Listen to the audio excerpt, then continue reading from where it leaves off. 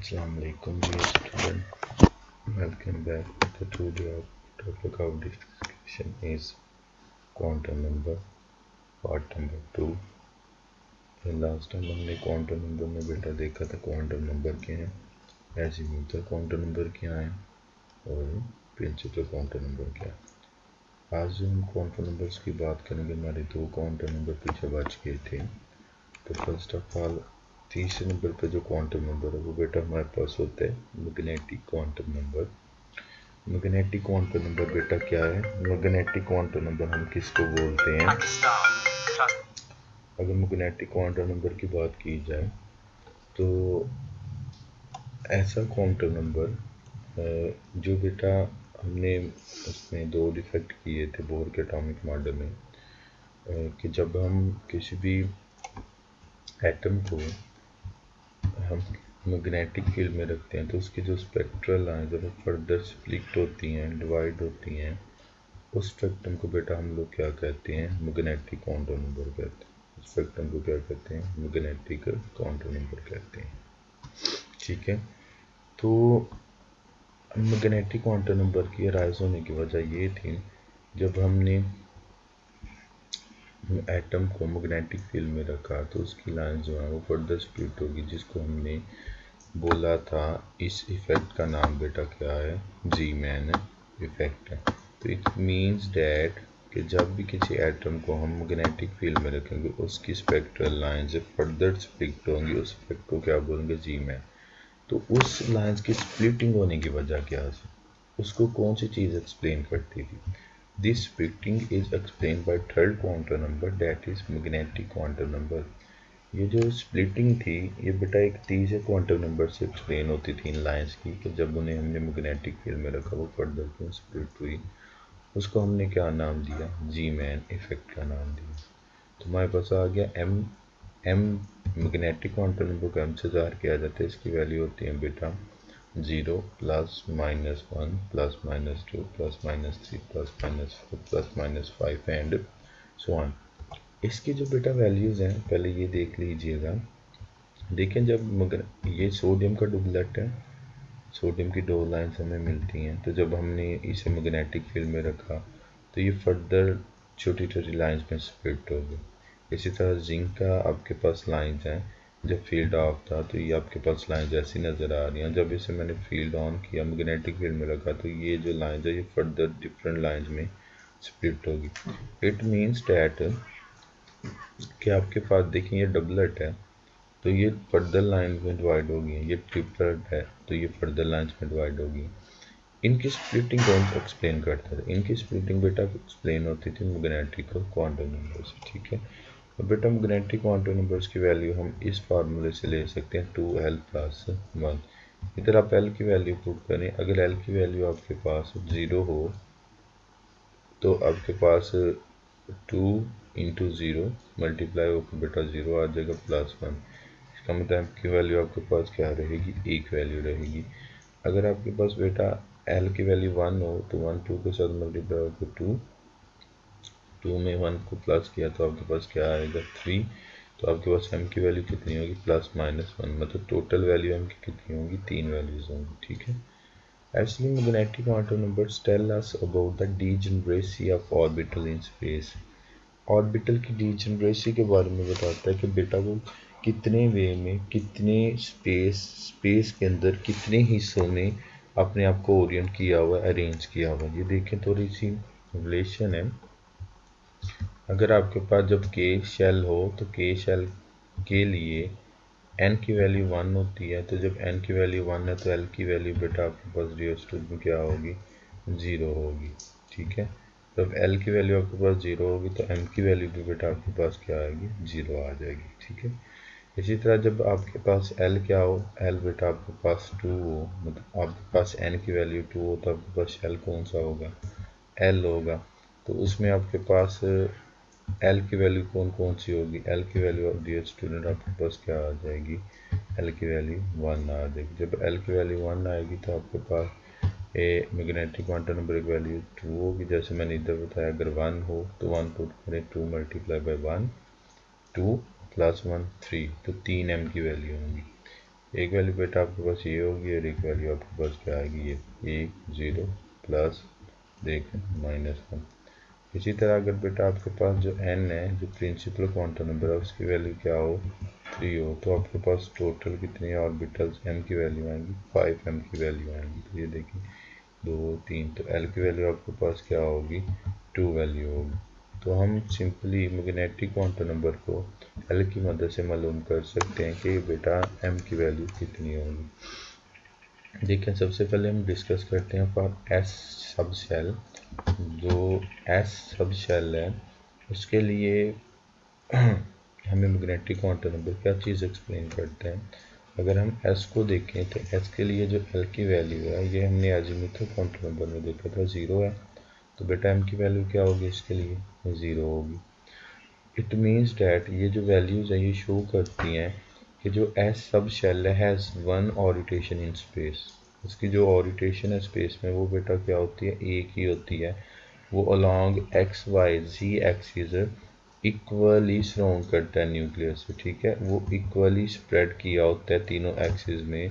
उसका बेटा एक ही स्पेस होती है। उसमें जो प्रोबेबिलिटी है इलेक्ट्रॉन मालूम करने का चांस है न्यूक्लियस से चारों तरफ बेटा क्या होता है, इक्वल होता है।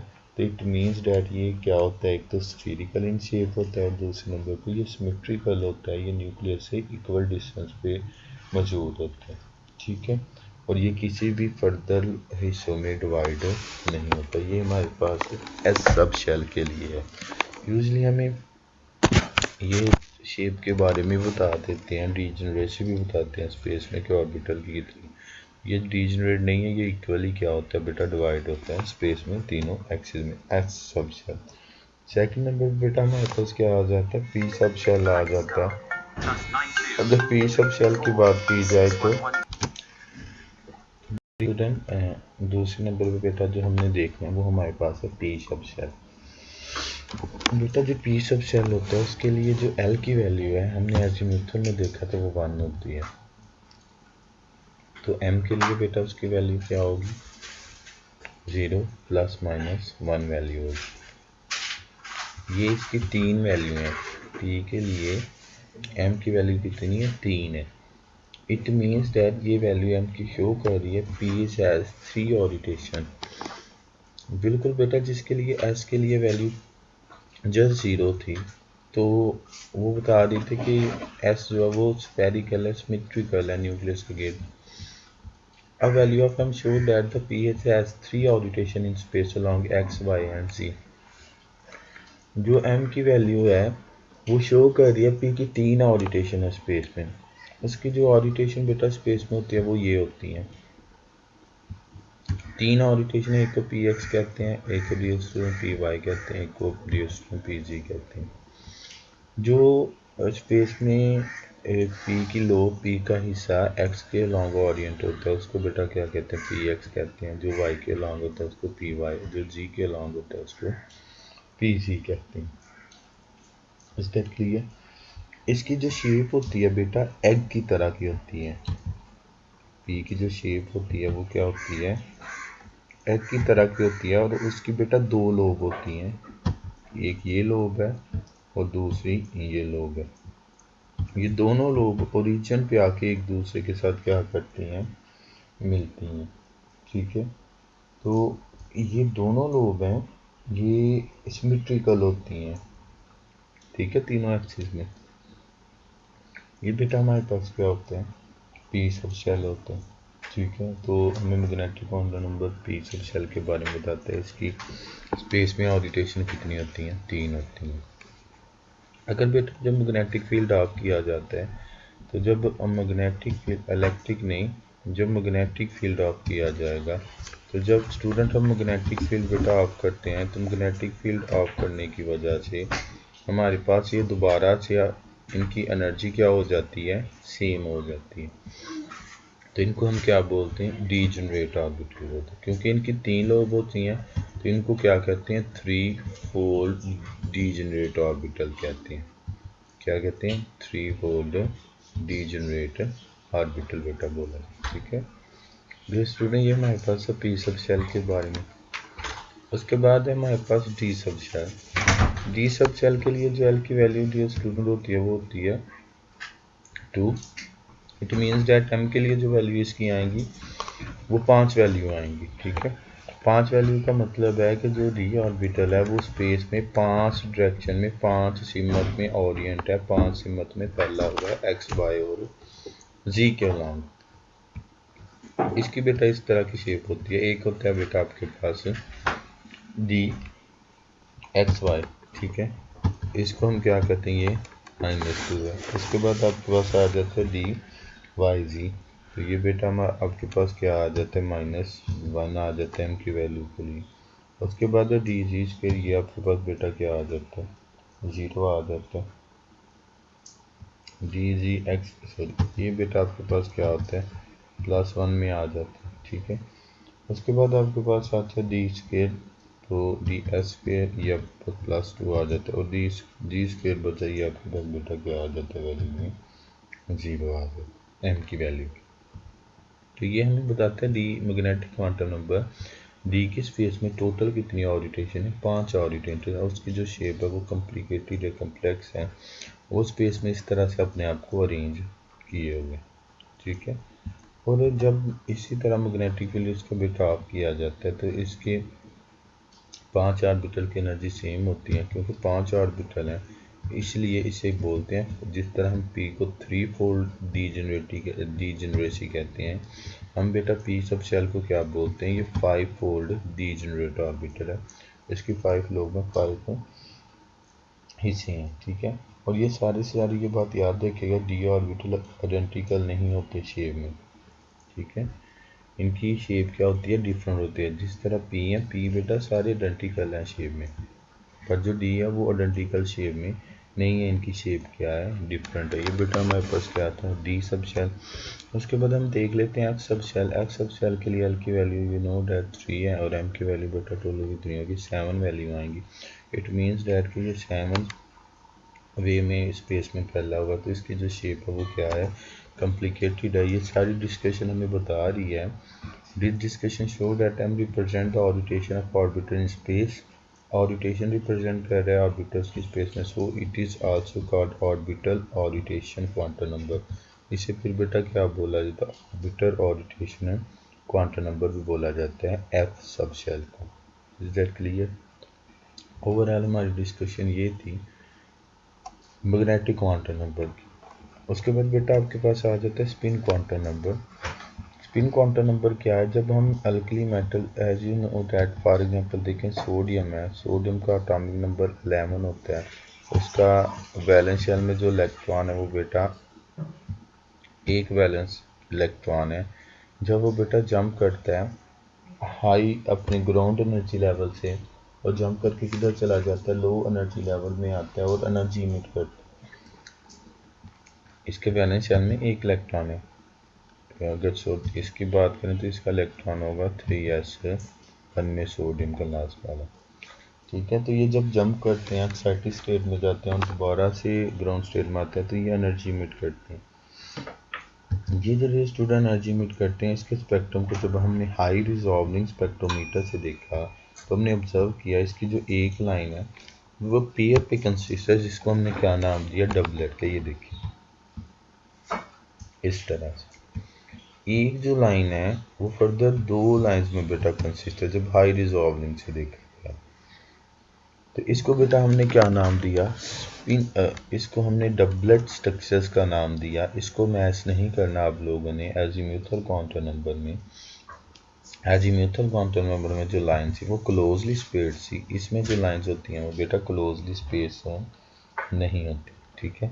ये दो साइंटिस्ट थे इन 1925 गोल्डस्मिथ एंड ह्यूलविच, उन्होंने हमें बताया कि ये जो लाइंस अराइज हुई हैं, ये जो डबल स्ट्रक्चर बना है लाइंस का वो किस वजह से बना है।